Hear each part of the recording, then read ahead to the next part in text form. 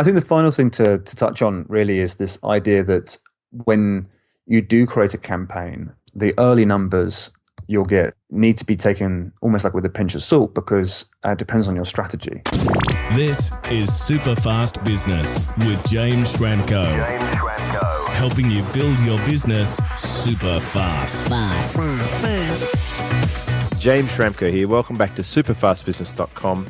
In this YouTube advertising tips series, I'll be speaking with my friend Tom Breeze from viewability.co.uk, and we'll be covering all about YouTube advertising. We're going to go into stats, and we're going to have a look at the messaging, and then we're going to break down some case studies. So welcome to the series, Tom Breeze. Thanks, James. Good to be here. So you're over there, Tom, in the UK, and I'm here in Sydney. Now, we speak each week. We've been working a little bit together on your business, and I find it fascinating, in particular, how well you're going and the quality of your clientele. You're obviously doing something right. Yeah, thank you. Yeah, we've been, what's it been, like 4 months or so together, and just amazing results so far, having worked with you. So, yeah, it's going very well indeed. Now, the core of anyone I work with is a great product, and I saw you talking about your field, and I recognized straight away you are an expert in this field. And then I had a look at your client Rolodex. You're working with some of the best in the industry, and that's what I like about what you're doing there. And I've asked you to come along to share some of these insights with our Superfast Business audience. So in this little series, part one, this one here, we're going to be talking about some stats and, you know, why we'd be interested in using video marketing in our quiver, so to speak, and why in particular paid YouTube advertising. So perhaps you can run us through a little overview as to why this is so important to us.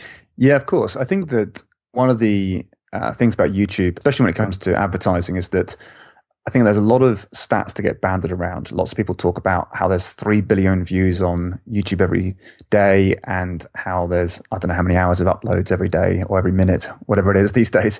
But basically, a lot of people are using YouTube. And I think gone are the days where people look at YouTube as a place where kind of babies are laughing and cats are falling off sofas or whatever it might be. And people are looking at it as a really serious place to be advertising now, because it's where the eyeballs are. And so whenever anyone kind of like talks about YouTube ads with me, I very rarely talk about the stats and what they mean to people. I tend to look at kind of like why YouTube is just so powerful. And I think that the main reason why I think it's so powerful is because when people are on YouTube, they're in a really motivated state. They're kind of like looking for answers to their questions. They're looking for solutions to their problems.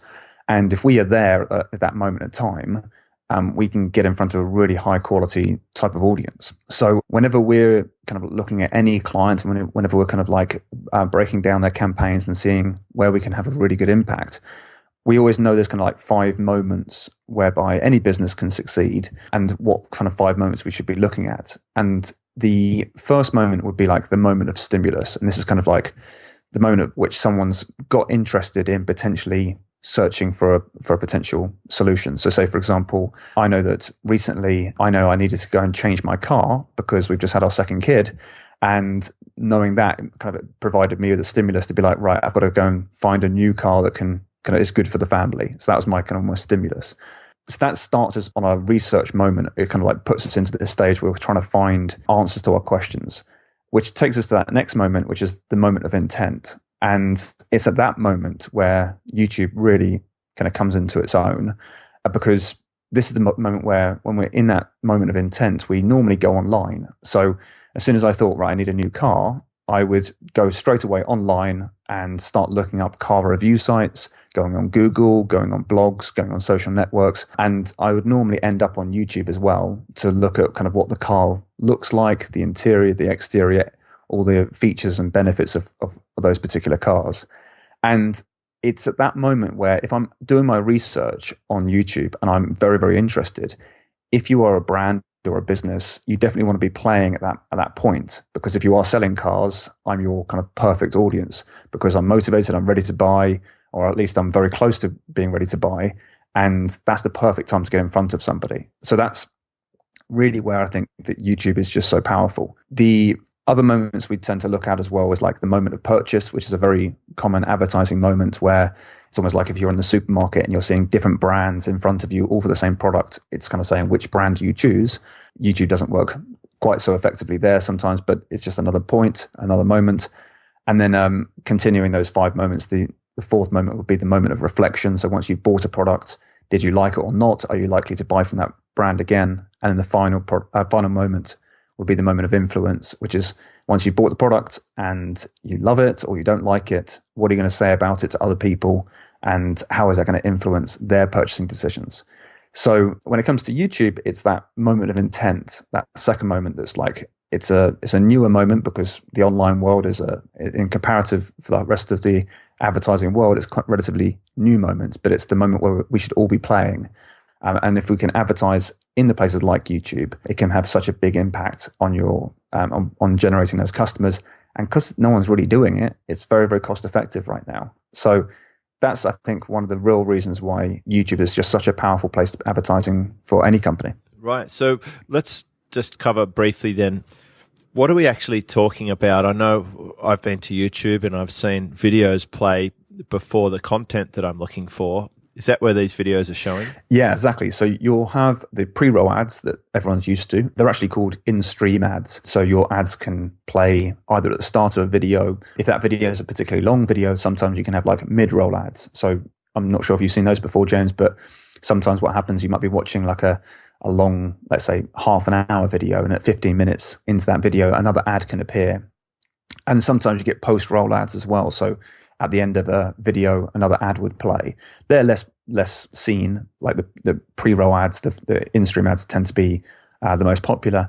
But then you also have like what's called in-display ads. And those are the ads that will appear at the top of the search results based on what keyword you've typed in, or can appear on the right-hand side whilst you're watching other videos. So sometimes you'll see like an ad on the right-hand side, and it's just got like the thumbnail and a bit of text there as well. So you can set those types of ads up as well. So you've got the in-stream, which is the pre-roll, and you've also got the in-display, which is like the top of the search results or on the right-hand side. And there's a few choices when it comes to the in-stream, isn't there, that whether you can make someone have to watch it or that they can skip it? I've noticed that some videos are set differently. Yeah, exactly. So, I mean, in the vast majority of cases when we work with clients, we're always using the ones where you can skip.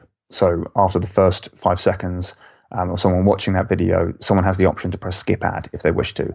So that first 5 seconds is obviously very important because you need to make sure you grab their attention, but also make sure they want to actually watch the rest of the video as well. When it comes to the ones where they're non-skippable, those are kind of like where you're kind of more of doing a media buy with YouTube as such. It's not quite as simple to set up. And the ones that we tend to use, which are the kind of the ones that can be skipped, those are part of what's called the True View platform on YouTube.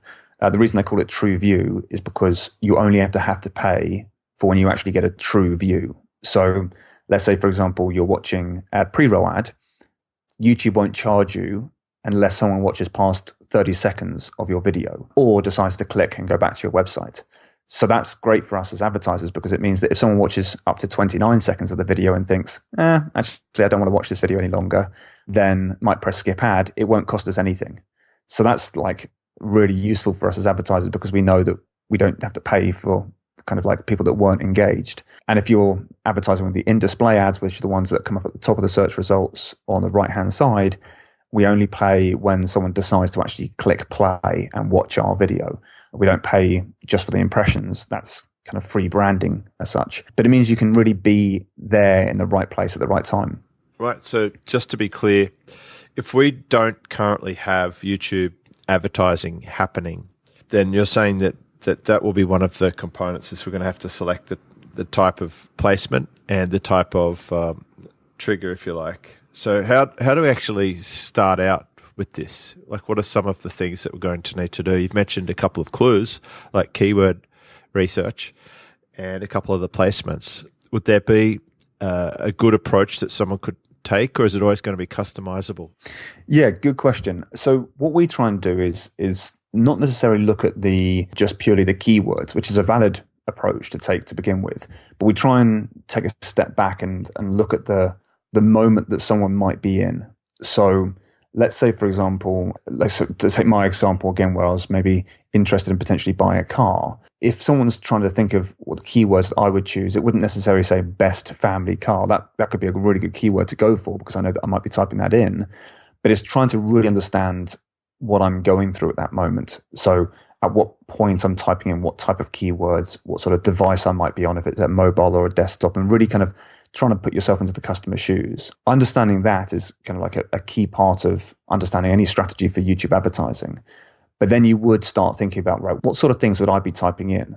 Now, in order to get kind of some of the best results for YouTube, we always say, look, simplify things. Don't try and be really complicated to begin with, because otherwise it just gets all too confusing, especially when AdWords can seem quite confusing for someone that's new to AdWords. So what we'd say to people instead is say, we'll talk about that, the video creation in a moment, but when you've got that video, one of the best things to do is identify some of the things that I might type into YouTube, and then find out all the videos where I would kind of potentially see if I was to type in that keyword.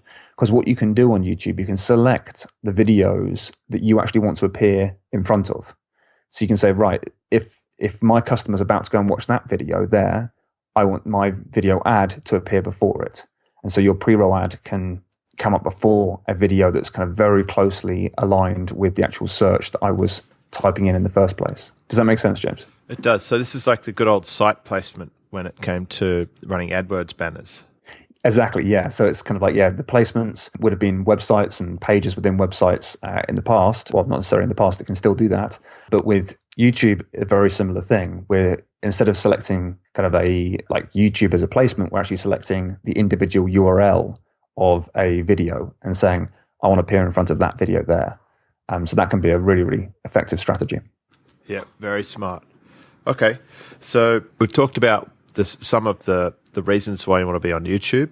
We've talked about what the ads would look like. We've given a little overview of how we might start thinking. We want to identify the YouTube videos that we want to appear on. How do we know if it's competitive or not, or how much it's going to cost us to be there? Do they give us this information when we're placing our ads?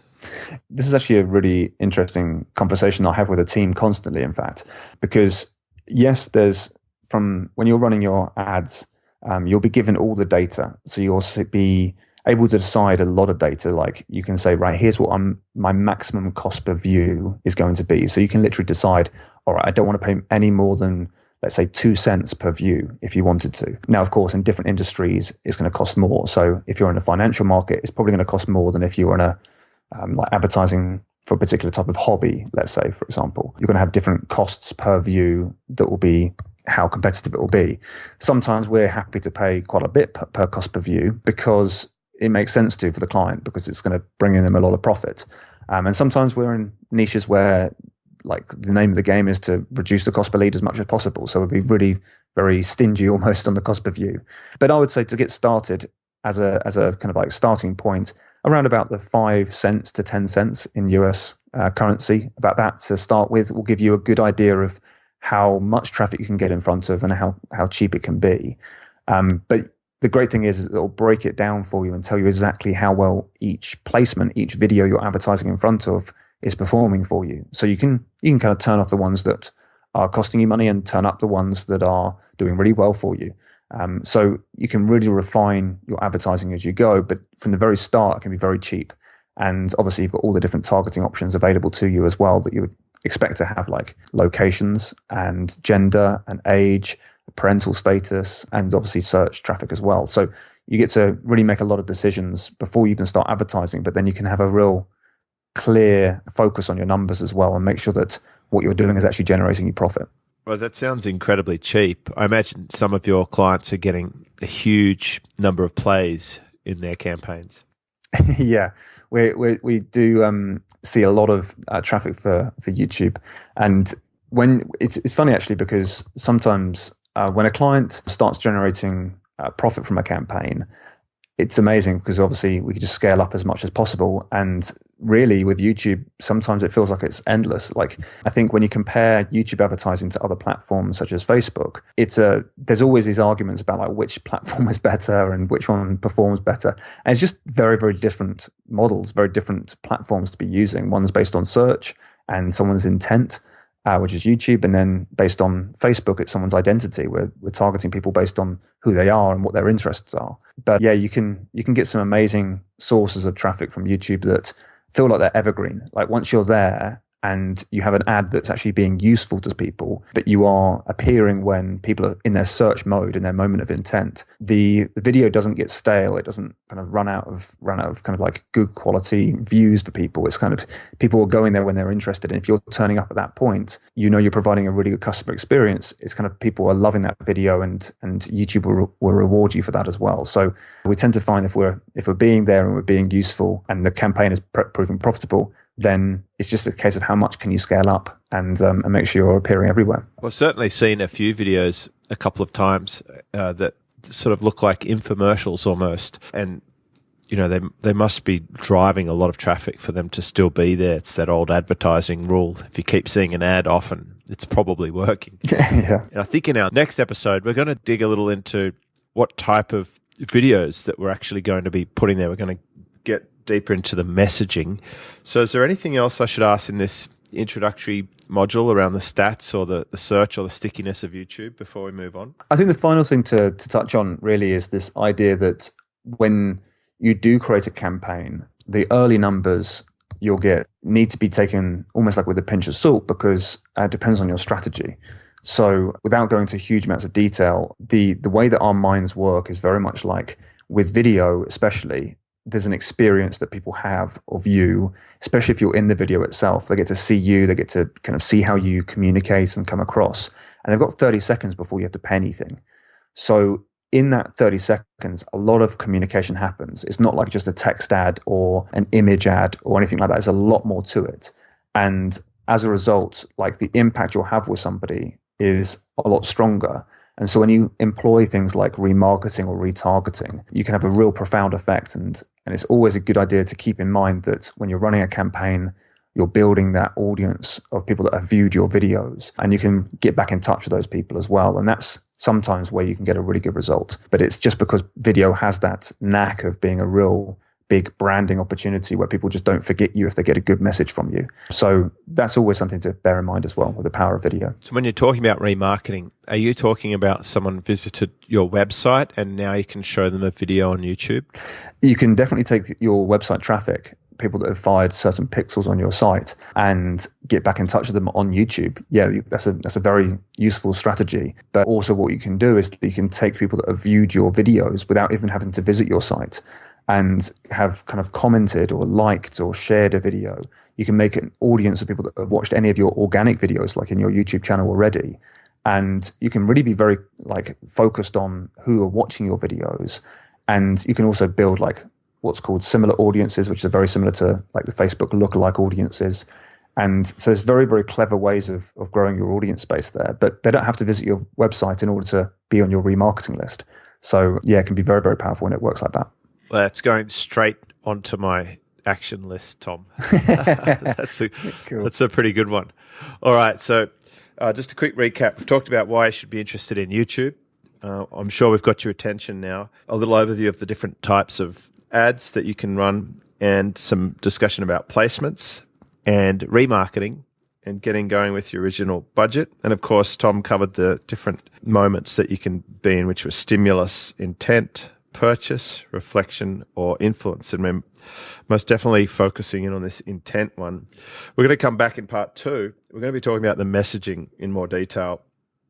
And in part 3 of this series, we'll be going through some case studies. So, Tom, I hope you'll join me on the next episode.